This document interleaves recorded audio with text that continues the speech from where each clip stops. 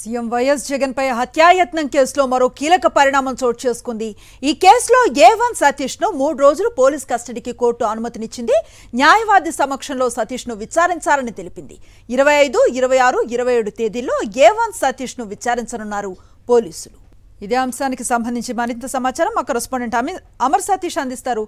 Satish, SNC మేమంతా సిద్ధం bus యాత్రలో భాగంగా విజయవాడ వచ్చినటువంటి వైఎస్ జగన్మోహన్ రెడ్డి విజయవాడ నగరం మీదుగా బస్సు యాత్ర నిర్వహించారు.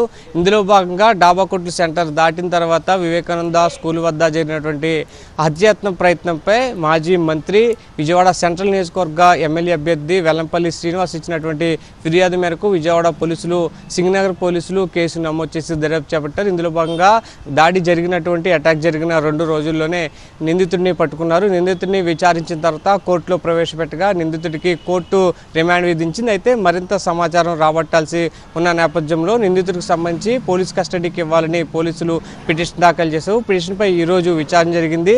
నిందితుడికి సంబంధించి A1గా ఉన్నప్పటికీ కూడా నిందితుడు కేవలం పాత్రధారే, అతని వెనక ఎవరైనా సూత్రధారులు ఉన్నారా, రాష్ట్ర ముఖ్యమంత్రిపైనే హత్యాయత్నం చేసేటువంటి ప్రయత్నం చేశాడు, గులకరాయి వంటి ఒక పెద్ద రాయితోటి అటాక్ చేశాడు. కాబట్టి నిందితుడికి సంబంధించి మరింత సమాచారం తెలుసుకోవాల్సి ఉన్న నేపథ్యంలో పోలీసు కస్టడీ పిటిషన్ వేశారు. విజయవాడ ప్రిన్సిపల్ జూనియర్ జడ్జి ముందు విచారణకు వచ్చింది ఈ అంశము. దీనికి సంబంధించి నిందితుడికి ఒక వారం రోజుల పాటు కస్టడీకి ఇవ్వాలని వేసినటువంటి పిటిషన్పై 3 రోజుల పాటు పోలీస్ కస్టడీకి ఇస్తూ కూడా జడ్జి అనుమతి ఇవ్వడం జరిగింది, న్యాయమూర్తి అనుమతి ఇవ్వడం జరిగింది. రేపు ఎల్లుండి అనగా 25, 26, 27 తారీఖులు 3 రోజుల పాటు నిందితుడిని పోలీస్ కస్టడీకి తీసుకొని విచారించున్నారు. ఈ విచారణలో మాత్రం మరికొన్ని అంశాలు రాబట్టాల్సినటువంటి అవసరం అయితే ఉంది.